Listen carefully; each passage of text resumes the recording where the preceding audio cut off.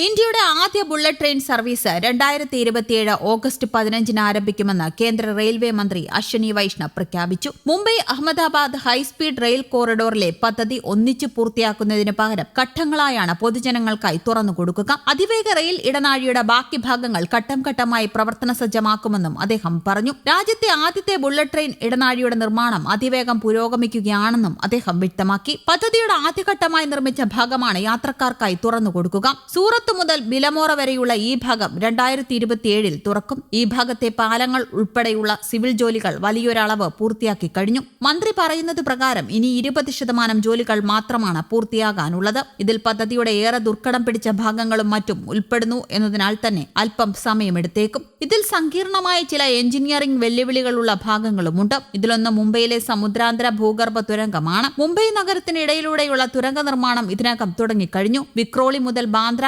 Complex വരെ 21 kilometre നീളത്തിലാണ് ഈ ഭൂഗർഭ തുരങ്കം നിർമ്മിക്കുന്നത്. ഇതിൽ 7 കിലോമീറ്റർ ദൂരം കടലിനടിയിലൂടെയാണ്. കരയിലൂടെയുള്ള 14 കിലോമീറ്റർ ദൂരം തുരങ്ക നിർമ്മാണത്തിനായി ഇന്ത്യയിലെ ഏറ്റവും വലിപ്പമുള്ള ടണൽ ബോറിംഗ് മിഷൻ എത്തിച്ചിട്ടുമുണ്ട്. ഈ ഭാഗം പൂർത്തിയാകാൻ സമയമെടുക്കും. സൂറത്ത് ബിലിമോറ പാതയ്ക്ക് ശേഷം വാപി സൂറത്ത്, വാപി അഹമ്മദാബാദ്, അഹമ്മദാബാദ് താനെ, ഒടുവിൽ അഹമ്മദാബാദ് മുംബൈ എന്നീ ക്രമത്തിൽ സർവീസുകൾ ആരംഭിക്കും. നിലവിൽ ബുള്ളറ്റ് ട്രെയിൻ പദ്ധതിയുടെ 80% പ്രവൃത്തികളും പൂർത്തിയായി കഴിഞ്ഞു. ജപ്പാന്റെ ഷിൻകാൻസൻ സാങ്കേതിക വിദ്യ ഉപയോഗിച്ച് നിർമ്മിക്കുന്ന ഈ ട്രെയിനുകൾക്ക് മണിക്കൂറിൽ 320 കിലോമീറ്റർ വേഗതയിലായിരിക്കും സഞ്ചരിക്കാൻ സാധിക്കുക. ഇതിനോടൊപ്പം സ്റ്റേഷനുകളുടെ നിർമ്മാണം നടക്കുന്നുണ്ട്. ആകെ 12 സ്റ്റേഷനുകളുടെ പണിയാണ് പൂർത്തിയാകാനുള്ളത്. ആകെ 508 കിലോമീറ്റർ ദൈർഘ്യമാണ് പാതയ്ക്കുള്ളത്. കൂടെ ലാസ്റ്റ് മൈൽ കണക്ടിവിറ്റി ഉറപ്പാക്കാനുള്ള ജോലികളും നടക്കുന്നുണ്ട്. സ്റ്റേഷനിൽ വന്നിറങ്ങുന്ന യാത്രക്കാർക്ക് മെട്രോ, ബസ്, റെയിൽവേ തുടങ്ങിയവയിലേക്ക് എളുപ്പത്തിലെത്താനും ലക്ഷ്യസ്ഥാനത്തേക്ക് നീങ്ങാനും സൗകര്യമുണ്ടാകും. സിവിൽ വർക്കുകൾ പൂർത്തിയാകുന്നതനുസരിച്ച് ട്രാക്കുകൾ സ്ഥാപിക്കുന്ന ജോലികളും നടക്കുന്നുണ്ട്. ജപ്പാനിൽ നിന്നുള്ള പ്രത്യേക സാങ്കേതിക വിദ്യ ഉപയോഗിച്ചുള്ള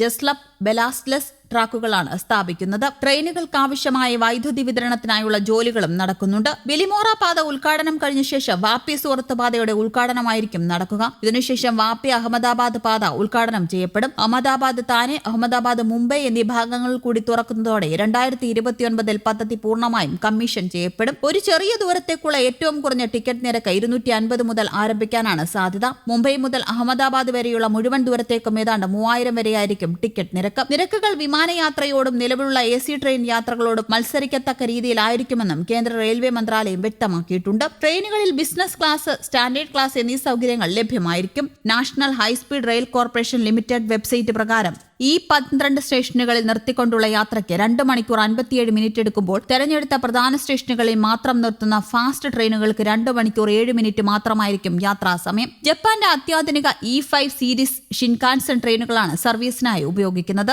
തുടക്കത്തിൽ 10 കോച്ചുകളുള്ള ട്രെയിനുകളായിരിക്കും സർവീസ് നടത്തുക. 10 കോച്ചുകളുള്ള ഒരു ട്രെയിനിൽ ഒരേ സമയം 690 യാത്രക്കാർക്ക് സഞ്ചരിക്കാനാകും. അതിവിശാലമായ സീറ്റുകളുടെ പ്രീമിയം സൗകര്യങ്ങളും സാധാരണ യാത്രക്കാർക്കായുള്ള എക്കണോമിക്സ് കോച്ചുകൾ, ആധുനിക യാത്രാ സൗകര്യങ്ങൾ, കറങ്ങുന്ന സീറ്റുകൾ, ട്രെയിൻ സഞ്ചരിക്കുന്ന ദിശയ്ക്കനുസരിച്ച് യാത്രക്കാർക്ക് സ്വയം തിരിക്കാൻ കഴിയുന്ന 360 ഡിഗ്രി റൊട്ടേറ്റിംഗ് സീറ്റുകളാണ് ഇതിലുള്ളത്. സ്ത്രീ സുരക്ഷ മുൻനിർത്തി സ്ത്രീകൾക്കായി പ്രത്യേക ശൗചാലയങ്ങളും വാഷ്റൂമുകളും നിർമ്മിച്ചിട്ടുണ്ട്. കുഞ്ഞുങ്ങൾക്കും മുലയൂട്ടുന്നതിനും ഡയപ്പർ മാറ്റുന്നതിനുമായി പ്രത്യേക സൗകര്യമുള്ള മുറികൾ കോച്ചുകളിലുണ്ടായിരിക്കും. യാത്രക്കിടയിൽ പെട്ടെന്ന് അസുഖം ബാധിക്കുന്ന യാത്രക്കാർക്ക് വിശ്രമിക്കാൻ മെഡിക്കൽ കിടക്കയുള്ള പ്രത്യേക മൾട്ടി പർപ്പസ് റൂമുകൾ ലഭ്യമാണ്. ട്രെയിനിന്റെ ഉൾഭാഗം ശബ്ദരഹിതമായി നിലനിർത്താൻ സൗണ്ട് ഇൻസുലേഷൻ സാങ്കേതിക വിദ്യ ഉപയോഗിച്ചിരിക്കുന്നു. കോച്ചുകളിലെ വായു എപ്പോഴും ശുദ്ധമായി നിലനിർത്താൻ അത്യാധുനിക എയർ ഫിൽട്രേഷൻ സംവിധാനം ഉണ്ടാകും. വലിയ ബാഗുകളും സൂട്ട്കേസുകളും സുരക്ഷിതമായി വെക്കാൻ കോച്ചുകളിൽ പ്രത്യേക ലഗേജ് റാക്കുകൾ ഒരുക്കിയിട്ടുണ്ട്. വീൽചെയർ ഉപയോഗിക്കുന്നവർക്കായി പ്രത്യേക സീറ്റുകളും അവർക്ക് എളുപ്പത്തിൽ ഉപയോഗിക്കാവുന്ന വീതിയുള്ള ശൗചാലയങ്ങളും ട്രെയിനിലുണ്ടാകും. News desk, Kerala Kaumudi.